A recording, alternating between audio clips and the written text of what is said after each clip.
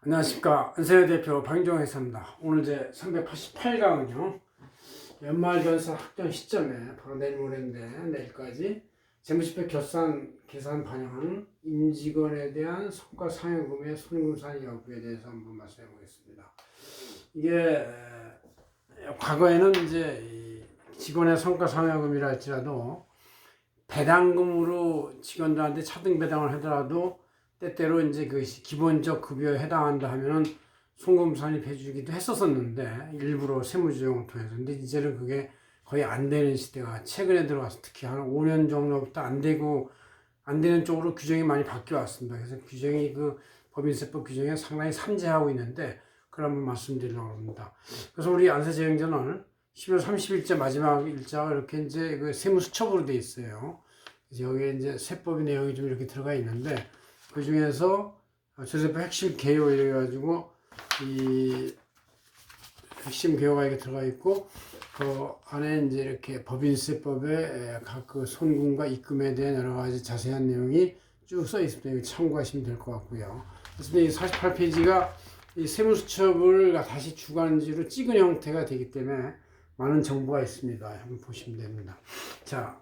그래서 이제 이걸 우리가 손익계산서를 보면 이제 개념 말씀드리면 총 매출액에 대해서 대응해서 여러 가지 원재료 비용하고 인건비가 있는데 인건비에서 직원급여 상여, 임직원급여 상여와 같이 이런 것도 기본적인 급여의 성과 상여금 이런 것까지는 다 송금산입이 되는데 이익처분적 상여금이나 배당금에서 송금산입은 안 된다. 이것도 송금에 불산입한다. 뭐 이 정도로 보시면 되겠습니다. 그거를 우리 다음 주전에 전월에 여기 나갈 텐데 여기에 내가 미리 이번에 내일 모레가 결산이기 때문에 이걸 한번 미리 해놔야 되겠다. 결산하는 분들이 미리 잡아놔야지 이게 반영이 되지. 그렇지 않으면 잘 몰라서 또 연초에 가면은 이거를 다시 미지급으로 반영하냐 또 현금으로 아직 지급이 안 됐으니까 송금 산입이 안 되냐 이런 논란이 있기 때문에 이거를 미리 어느 정도까지 판단해서 반영을 하고 지급도 해야 된다기 때문에 이렇게 하겠습니다. 게다가 또 이런 급여에 대한 여러 가지 송금산입 문제는 법인세법 여러 규정에 흩어져 있어요. 이게 딱 집약적으로 쫙쫙 이렇게 표가 같이 되어 있는 게 아니고 흩어져 있기 때문에 잘 모르는 분들이 있고 그래서 특히 결산을 앞두고 아는 고객들이나 많은 분들이 전화가 오더라고요. 어떻게 하면 되느냐 성과상여금을. 그래서 제가 충분히 연구를 해가지고 한번 지침을 내려보려고 합니다. 자, 먼저 일반적인 그 직원 급여 이것은 다 이제 결산에 손익에 반영을 시키죠. 이걸 계상한다고 그래. 계상 한자로 이 계상 이렇게 이제 아예 올려버린다 이런 얘기는 손익계산서하고 재무제표에 반영을 해서 한다는 뜻이에요. 이렇게 직원급여가 계상을 하는 것은 순자산 감소로서 송금에 산입한다. 임원급여도 마찬가지 계상을 하면 순자산 감소돼서 송금에 반영한다. 이런 얘기. 이것은 법인세 19조에 나와 있는 것이죠. 그 다음 이제 이 급여나 상여 중에서 임직원 상여금 요거는 이제 역시 연보수나 연봉 등에 들어가서 급여의 지급 기준 범위에 속한다. 이런 그 상여금은 근로의 대가니까 임원이건 직원이건 간에 송금 산입하는 것이 있다. 이것은 이제 법인세 19조에 따른 시행령 43조 2항 전단 부분에 이렇게 써 있어요.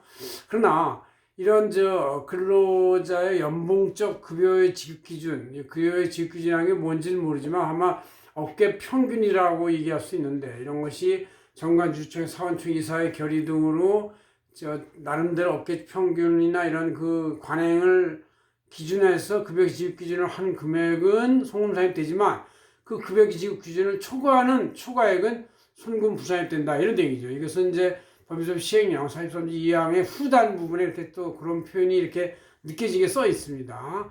아주 세법에서는 이 모든 규정이 이렇게 딱 그 공식같이 착착착 명확히 되어 있는 게 아니고 해석을 하기에 따라서 이리 볼 수도 있고 저리 볼 수도 있고 특히 이제 법인세법상의 손금 산입과 손금 산입이 안 된다는 얘기는 법인세 22%가 왔다 갔다 하는 거기 때문에 잘 판단해야 되는 것이죠. 자, 그 중에서 이익처분적 성과상여금이 있다. 뭔가 이제 업무에서 이 분들이 받는 급여에 대한 기본적 급여가 아니고 회사 이익에 연동되고 이익의 점 비법에 따라서 연동되는 성과 배분적, 이익 처분적 성과 상여금은 그것이 아무리 주총, 정관, 사원초회 등등에 의해서 지급됐다 하더라도 급여 지급 기준을 초과하고 실질적으로 결산이익을 배분해주는 성격의 보너스 상여금이면 그것이 재무제표 손익반영이 됐다 하더라도 소금에 불산입하는 것이다. 이것은 이제 이런 규정을 감안해가지고 국세청 서면 예규가 2018-2639로 나와 있는데 2020년 1월 8일자로 나와 있어요. 그래서 그거를 보면 다음 주에 이제 전원에 나갈 텐데 이게 또 역시 송금 불산입으로 되어 있다 이런 얘기죠. 그래서 나름대로 잘 판단해야 한다. 예규까지 나와 있는 거 보면 많은 납세자들이 민감하기 때문에 묻기도 하고 자꾸 답을 듣기도 하고 그러는 것이죠. 그 다음에 임직원 주식매매 선택권 이런 것들을 상법 금융회사법 모법인으로부터 받는 매수 선택권 같은 것은 이제 기본적으로 직원들의 기본적 업무 성과에 대해서 주식 형태로 주는 즉 그 배당은 아니지만 주식 형태로 주는 건데 역시 송금에 산입한다 이런 얘기죠. 그래서 법인세 시행령 제19조에 대한 제19호와 제19의 2호에 이렇게 이 스톡 옵션 즉 주식매매 선택권의 송금 산입이 규정되어 있습니다. 그 다음에 과다인건비 개념이 있는데 이것은 이제 지배주주 인건비 중에서 동일 직급의 어떤 다른 임원보다 높은 금액이면 차액 금액에 대해서 송금을 산입한다. 같은 직급이면 그래서 이제 지배주주들은 직급을 좀 더 올려서 붙여야만 된다. 똑같은 직급으로 했다가 거기에 차액되는 인건비는 주주에 대한 배당으로 볼 수 있다. 이런 얘기죠. 그래서 송금을 산입하는데 법인세법제 26조에 있어요. 시행령 제43조 3항이고 또 임용 처분적 손비 결산에 상여금으로 비용 반영했지만 1년의 결산이익을 처분한 성격이라면 손익에 반영해도 불산입한다. 법인세법제 20조에 되어 있습니다. 이것은 이제 예를 들어서 순이익에 연동되는 성과 상여금 이런 것들은 이제 송금불산입인데 전체 매출액과 회사의 성장에 기여하기 위해서 얼마큼 달성하면 주는 성과 상여금이다. 이런 것들은 그냥 매출액에 연동되기 때문에 하나의 원가, 비용으로 인정이 될 수가 있어요. 산입될 수가. 이것도 약간 그 규정을 잘 해낸다. 그런 얘기죠. 그 다음에 한명합자회사의 노무출자 사연의 보수는 노무란 출자에 대한 배당이라는 뜻이기 때문에 송금불산입으로 법인세법 시행령 제43조가 규정하고 있고 그 다음 이제 여기 순이익에서 이 법인세를 내고 나서 순이익에 대한 배당 이것은 이제 결산 종료 이익 배당이기 때문에 어떤 명분이 되더라도 이제 만약에 어떤 대주주가 자기의 배당 금액을 좀 포기하고 임직원한테 배당을 준다 하더라도 이것은 이제 이익 배당금, 이익 분배금이니까 본질적으로 그것은 이제 이익이다. 그래서 이익 분배금. 이거 과거에는 이거 중에서 일부는 이제 성과 상한정 지표에서 이렇게 된 것들은 송금에 산입해주고 세무조정에서 억지로 송금에 끌어줘 넣어주기도 했었는데 이제는 이게 거의 불가능한 걸로 돼 있다. 불산입된다. 당연히 불산입이고 세무조정에서 이거를 송금에 산입할 생각은 하지 말아야 한다. 그런 생각이 있으면